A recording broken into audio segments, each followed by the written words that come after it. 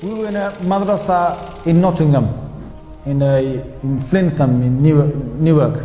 This was in the 90s. We came to a building that was an old RAF building that had been deserted for 20 years. So we were now coming into this, and we were going to start using this as a madrasa.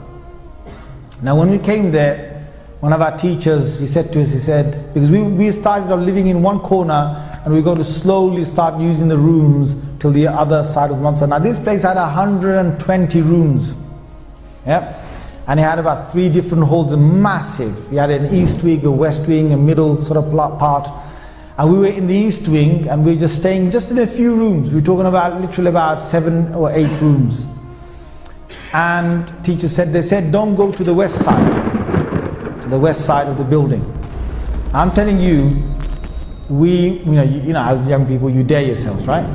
Yeah. So he said, come on, let's dare to go over there, right? So we were young, and we went into the west side in broad daylight, 12 o'clock.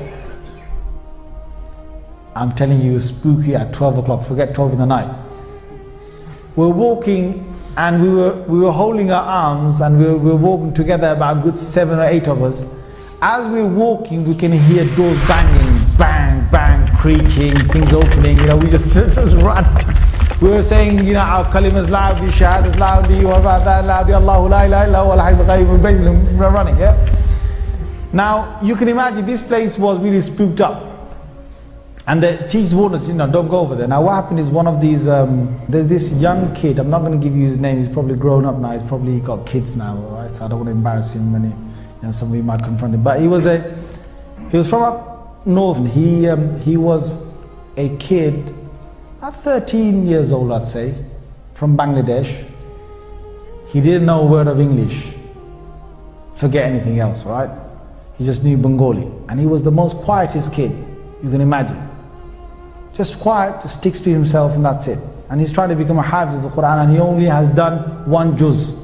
So one day what happens is that he sort of strays off. I don't know, he goes over to the other side, and he comes back. And no one sort of takes much notice of it, but he comes back, and the evening when we're all sitting together and we're sort of reading, I wasn't there in the hall at that time, but there were others who said it. But then I went over to the hall to verify this. So this is something that I have verified myself. What happened is that he came with his Quran up to his teacher. You can imagine a kid who's lallu pattu, who doesn't know a single thing, yeah? He comes with the Quran to his teacher, puts it right in front of him, and he says to him, he says, test me. And he doesn't say in English, he says it in Arabic. Now his kid suddenly knows Arabic, right? So he says, test me. And his teacher looks at him and he thinks, is he having a laugh? You know, those days, you know, the beats were a common thing, right? Thinking, shall I just make spaghetti out of him, you know, like, yeah? So this kid just seems to know, test me, any way you want, yeah? So the teacher says, okay, the Quran's closed. He said, okay, read from the 15th juz. So, Subhanalladhi asra bi abdi laylan min al-masjid al-haram ila al-masjid al-aqsa alladhi barakna hawla. And the teacher looks at him and thinks, what is happening to this kid? So the teacher then tests him from another place, and this kid now knows the Quran, and the kid challenges the teacher in speaking Arabic. And this kid has got really good Arabic all of a sudden, right? And then, you know, when we heard this, we came over, and I specifically went, you know, met him, and I started talking, and he started talking Arabic. Weird. So then we thought, okay, you know, whatever has happened, miracle of God, you know, you wait. What happens is now this kid is acting really weird, because he goes and he gets a hair clipper and he shaves half of his head and he leaves the other half as it is. Takes his hat off, walks down the corridor with half of his hair on one side long, and the other half is completely shaven. Now kids are freaking out.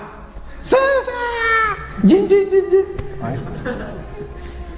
So then, you know, the teacher grabs hold of him and says, well, you got to basically just shave the other half, so the shave, the other half. So we've done that.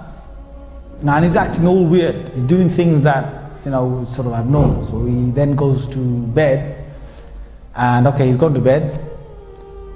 At about 2 in the night, all these kids, there's 6 to a room, and there's 3 bunk beds in every single room. So there's sort of 2 on every sort of bunk bed.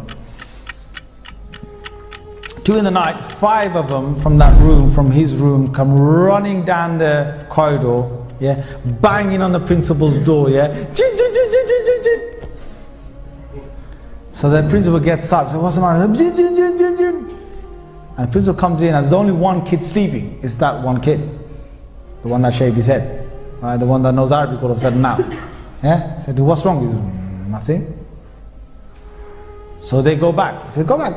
Puts the ball in bed, comes back, and he says, what's? After a little while, these kids are screaming back again, down the corridor, knocking on his door, jinn. So he said, what is it that is happening? They go, when we go into our bed places, yep. Imagine this guy's name is Imran. I'm just making it up. I'm not saying his real name, yeah? Imagine his name is Imran or something. They said that we hear all across the walls something dragging its nails or whatever it is and saying, Imran. So basically they just obviously leapt out of their beds, yeah? Came straight to the principal. Now this went on all night. Yeah? Him taking them to their beds, then basically coming back.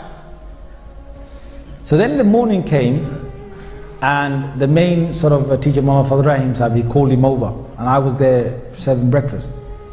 Now what's common is in exorcism is that you would recite something, and when you recite it, you're able to, when you recite something, some part of the Quran, then the jinn gets affected because they can't stand the Quran, and then they will like to leave, or they will beg to leave. In this case, this jinn was a believing jinn, and this jinn was a hafiz of the Quran, and this jinn knew Arabic. So when the teacher was reciting something trying to recite something to blow on it, the jinn inside the human being was reciting the adverse ayah to break the effect of that. It was not any common jinn that was in here, and I'm sitting there watching this. So the Shaykh is reciting, and this jinn is undoing whatever recitation he's doing. And it was, the Shaykh is saying, إِنَّ الَّذِينَ فَتَنُوا الْمُؤْمِنَ وَالْمُسْلِمَانَ لَمْ يَتُوبُوا فَلَهُمْ عَذَابُ جَهَنَّمَ وَلَهُمْ عَذَابُ الْحَرِيقِ. And this other jinn from inside will recite something else. So it's undoing whatever the Shaykh was saying. So after a while, when the students sort of left the room, I asked the Shaykh confirmed that this is what he's doing. And then the Shaykh said that the only way to actually get rid of the influence is to take this young boy back to his hometown and to leave him there for 1 month. He said the reason why this has happened, and these guys, I'm saying this, that you won't believe in this unless you deal with this. There are certain things that you will not believe in unless you deal with it. So if you've got unbelief in anything I'm saying to you that I'm making Allah witness whatever I saw, I'm just telling you. You just need to start witnessing some of this yourself, and you start believing in it. So the Shaykh himself was able to witness some jinns, and he witnessed a whole group and a family of jinns that had traveled from outside and stayed in that west wing for a month, and he had this feeling that they were there only for 1 month. So he said, if this young boy goes to his hometown, then whatever jinn is, he said there's a young jinn inside him who's a hafiz of the Quran. And if he stays in his hometown, the boy stays in his hometown, then the jinn will automatically leave because his family are leaving this west wing after a month. So we took him home, and as we were taking him, my God, I was sitting next to him on his left hand side in a car. He was right in the middle. He wanted to, he was going to open the door when we were going 70 miles an hour. He reached to open the back door, the car door. And the teacher stopped him, and the teacher gave him a good shouting. And then he basically stayed there until we got to the place. We left him in his home for 1 month. After 1 month he came back, and he was the same docile kid you knew. Looked down while he walked, never knew a word of English or Arabic, and only knew 1 juz of the Quran. Bismillahirrahmanirrahim. قل أوحي إلي أنه استمع نفر من الجن فقالوا إنا إنا سمعنا قرآنا عجبا يهدي إلى الرشد فآمنا به ولن نشرك بربنا